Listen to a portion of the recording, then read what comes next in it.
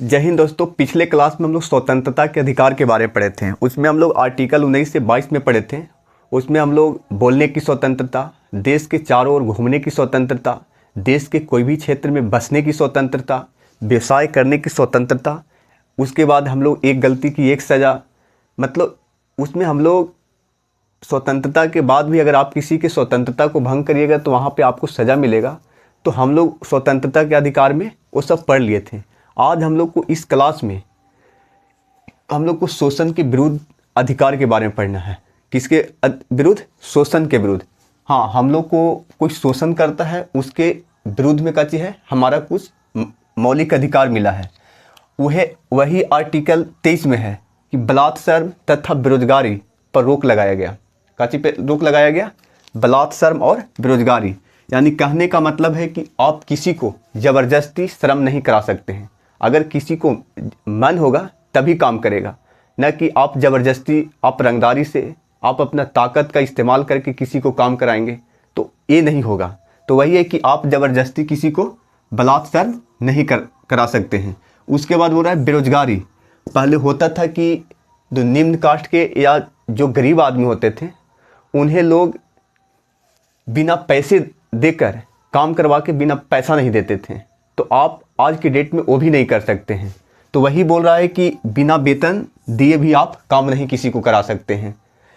हाँ, तो वही बोल रहा है कि इन सब चीज़ों पर क्या लगाया गया है? रोक लगाया गया है। लेकिन हाँ, एक चीज़ और है, राष्ट्रीय हित में कभी कभी आपको से बलात्कार या बिना वेतन के भी काम कराया जाता है, जिसे ज़बरदस्ती। जिसे कहने का मतलब है कि सरकारी रूल के हिसाब से आपको कोई भी डिपार्टमेंट में 8 घंटा ड्यूटी करना होता है। लेकिन जब कभी देश की कुछ स्थिति खराब हो जाता है, जैसे कोरोना काल में हुआ था कि जो डिफेंस का पेमेंट है उसको काटा गया था, किसी का टाइम भी बढ़ जाता है कंडीशन अगर देश में ख़राब होता है तो वही है कि आपको देश के मुद्दे पे, राष्ट्रीय हित में, आपको उस कंडीशन में आपको बलात्कार और बिना वेतन के भी जब कभी काम करना पड़ेगा, या आपको जो वेतन फिक्स था उस वेतन को काटा भी जा सकता है। तो वो राष्ट्रीय, जब देश के कंडीशन ख़राब होता है तब वैसे होता है। जो लॉकडाउन में हुआ था कि जितने भी डिफेंस का पेमेंट था उसमें काट कर गरीब आदमी के खाता में भेजा गया था। तो ये वैसा स्थिति होता है तब होता है। उसके बाद आर्टिकल क्या है? 24। आर्टिकल 24 में है कि 14 वर्ष के कम उम्र के बच्चों को, 14 वर्ष से कम उम्र के क्या बच्चों को खतरनाक काम में नहीं लगाया जा सकता है।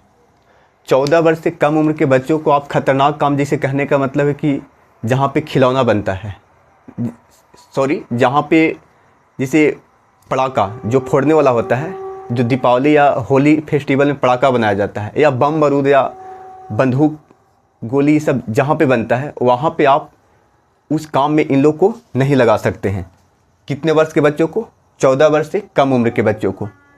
जिसे अपना ही बच्चा क्यों ना हो, जिसे मान लिया जाए कि कोई इंसान का बच्चा है, वो वही कामें करता है, उसका वही कंपनी है, वही उसका है, तो उसमें उसको काम नहीं करवाना है। तो वही है कि 14 वर्ष से कम उम्र के बच्चों को खतरनाक काम में नहीं लगा सकते हैं। आपका बेटा है या कोई भी है, आप नहीं लगा सकते हैं। उसके बाद हम लोग धार्मिक स्वतंत्रता के बारे में पढ़ेंगे। किस चीज़ के बारे में पढ़ेंगे? धार्मिक स्वतंत्रता के बारे में। धार्मिक स्वतंत्रता मौलिक अधिकार के आर्टिकल 25 से 28 में है। किस में है? आर्टिकल 25 से 28 है। ठीक, अब इसमें क्या है? अंतःकरण। क्या है? अंतःकरण। अंतःकरण मतलब होता है व्यक्तिगत धार्मिक स्वतंत्रता।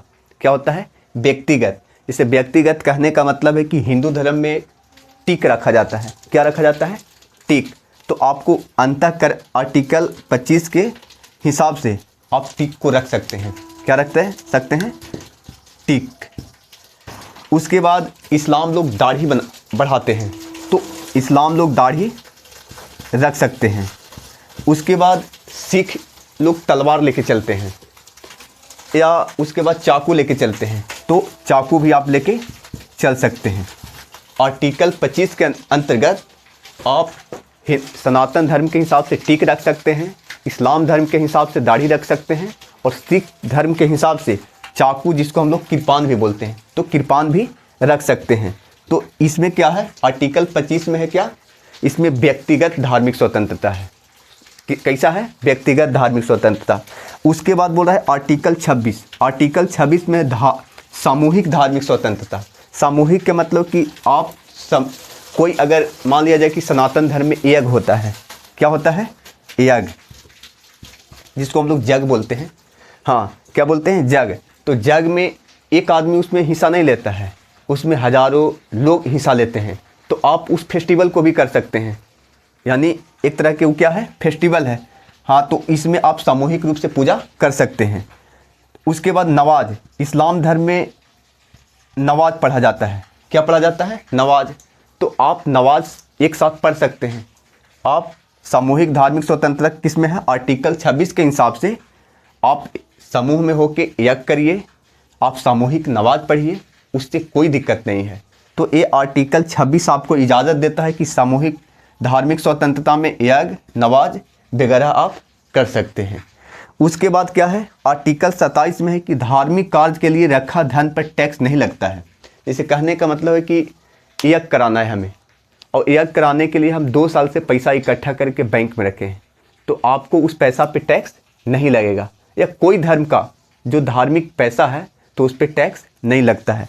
उसके बाद आर्टिकल 28 है, बोल रहा है कि सरकारी धन से चल रहे संस्थान में धार्मिक शिक्षा नहीं दी जाएगी।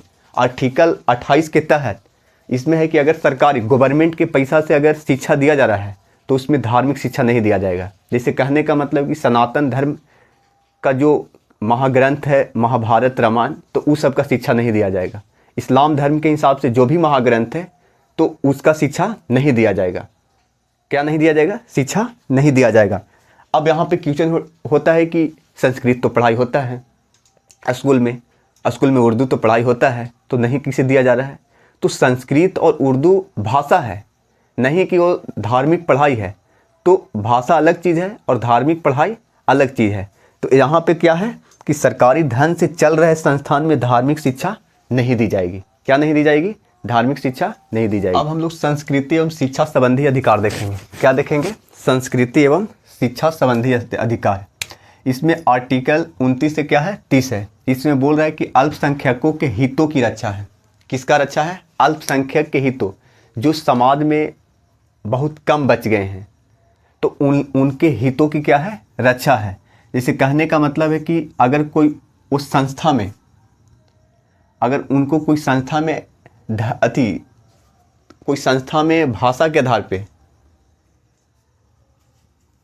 अगर उनको कोई एडमिशन, या संस्कृति के आधार पे, भाषा संस्कृति या धर्म के आधार पे उनको अगर कोई संस्था में एडमिशन नहीं दिया जा रहा है तो उनको एडमिशन दिया जाएगा।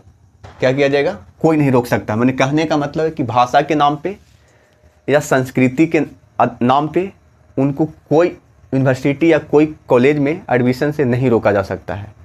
जैसे कहने का मतलब है कि हम इस्लाम धर्म के हैं, चाहे कोई हिंदू धर्म के हैं, तो कोई ऐसा संस्था जहाँ इस्लाम की बहुलता है तो वहाँ हिंदू को एडमिशन नहीं दिया जा रहा है, चाहे फिर जहाँ पे हिंदू का बहुलता है वहाँ पे इस्लाम को एडमिशन नहीं दिया जा रहा है, तो ऐसा नहीं होगा। तो ही बोल रहा है कि अल्पसंख्यकों के हितों की क्या करेगा, आर्टिकल 29 रक्षा करेगा। उसके बाद बोल रहा है कि अल्पसंख्यकों का शिक्षा संरक्षण, जो अल्पसंख्यक रह गया है, जो कम है, तो उनका क्या मिलेगा, संरक्षण। संरक्षण के मतलब कि अगर संकोच कर रहा है, जैसे कोई धर्म के लोग अगर कम है, मात्रा में कम है, तो वो उस यूनिवर्सिटी में, उस कॉलेज में एडमिशन लेने में संकोच कर रहा है, तो गवर्नमेंट उन्हें भी पैसा देकर उन्हें संस्था खोलने का मौका देगी। यानी मैंने गवर्नमेंट उसको क्या देगा, हेल्प देगा। तो अच्छा बात है। अब हम लोग संपत्ति के अधिकार देखेंगे। आज की डेट में जो संपत्ति का अधिकार हम लोग को मौलिक अधिकार में मिला था, उसे खत्म कर दिया गया है। क्या कर दिया गया है, इसको खत्म कर दिया गया है। संपत्ति का अधिकार, संपत्ति का अधिकार क्या कर दिया गया है, खत्म कर दिया गया। और संविधान में 44वां संशोधन, कैमा संशोधन, 44वां संशोधन, 44वां संशोधन करके 1978 में, कितना में, 1978 में 300 के कम में जोड़ दिया गया है। क्या कर दिया गया है, 300 के कम में जोड़ के इसको कानूनी अधिकार बना दिया गया है, कानूनी अधिकार। कानूनी अधिकार के मतलब होता है कि गवर्नमेंट अपना अंडर में ले लिया है। अब गवर्नमेंट के हिसाब से हमारा संपत्ति, मान लिया जाए कि मेरा ज़मीन है, गवर्नमेंट को काम है तो आप हमको एक निश्चित पैसा देकर, निश्चित धनराशि देकर उस ज़मीन को ले लेगा। तो आज के डेट में हम लोग को संपत्ति के अधिकार क्या है, गवर्नमेंट ले लिया है। उसके बाद संवैधानिक उपचारों का अधिकार, ये आर्टिकल 32 में है। मेन हम लोग का आर्टिकल 32 ही है।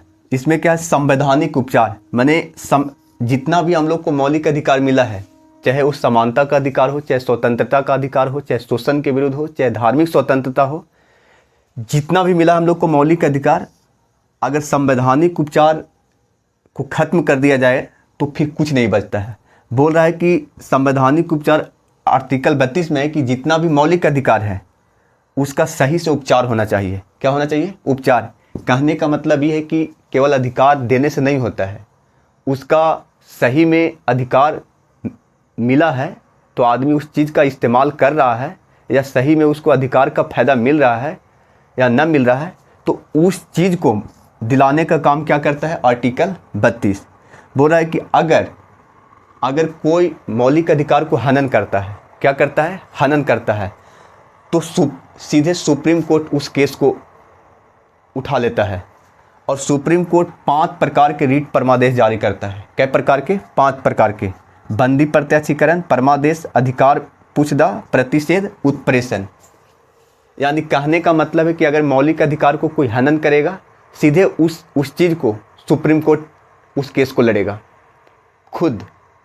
यानी आप किसी के समानता स्वतंत्रता पे अंकुश नहीं लगा सकते हैं। आप कौन होते हैं?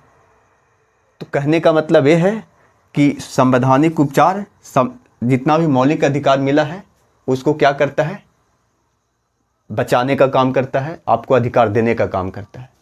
आगे हम लोग अगला क्लास में अगला टॉपिक पढ़ेंगे। धन्यवाद।